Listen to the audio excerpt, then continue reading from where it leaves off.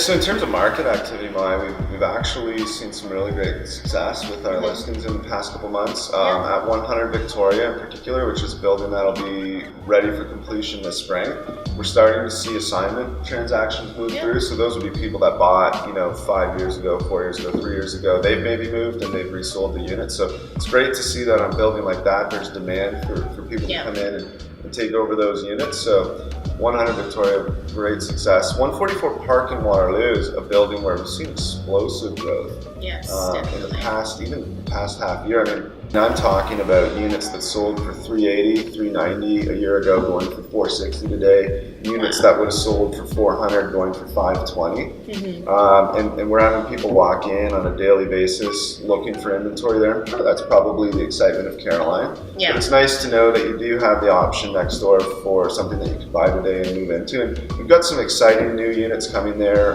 even next week. Yeah. We'll have a brand new 2-bedroom, 2-bathroom listing coming with a 315 square foot outdoor balcony. And I mean, that kind of outdoor space in the core is almost impossible to find. Not just the core, but Bauer District. Everything's around there. You got Vincenzo's, Bauer Kitchen, you have the Pure Juice Bar. Our office is up there, but everything's in that area. That's where everybody seems to want to be in that town. Yeah, and the long-awaited LRT now, you look out the window, you can actually see it going by, which is cool. Everyone was wondering if it was real, and seemingly it is. Yeah. In the last couple months, have you worked with any buyers that that had a specific taste, or have you found that people are more looking for your feedback? And if so, what have you been able to guide them into, and how did that occur? Well, I would say they were looking for my feedback, our area of expertise, but also something specific. So recently I had a client, a first-time buyer, who was originally looking for a 2-bedroom, 2-bathroom, but being a first-time buyer, that's kind of a little bit out of her, recommended, budget, price points. Yeah. So instead of looking for a 2-bedroom, 2-bathroom around $450 and up, we ended up finding a great unit at the Caroline Street project. It's a 1-bedroom, 1-bathroom, and she signed the deal and she's super excited to move in. But I think once you sit down and talk to a client to kind of figure out their needs, it kind of gives you a better idea of what to bring to them in terms of what they're looking for.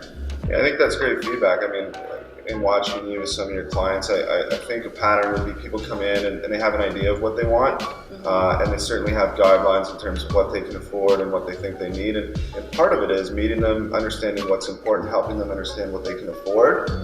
And sometimes someone may want a huge unit at a certain price point, and you have to guide them either to something a little bit smaller to fit into that budget, or you can guide them to something like a Blackstone, right?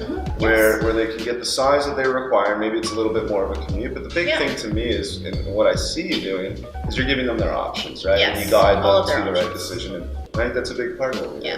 I think a really important part about helping clients is, to be honest, just being real with them, being genuine, listening to them, understanding their needs, and reminding them that it's not an overnight process to find the perfect place. It does take time, and as long as you're patient and you're showing them you're willing to help them, you'll eventually find something you like for them, and they're usually really super grateful and happy.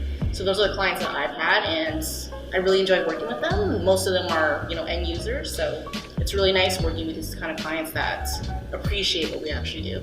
Thanks for taking the time to join us today for the Conoculture January Market Update. I hope you've enjoyed it, and we look forward to providing more content for you next month.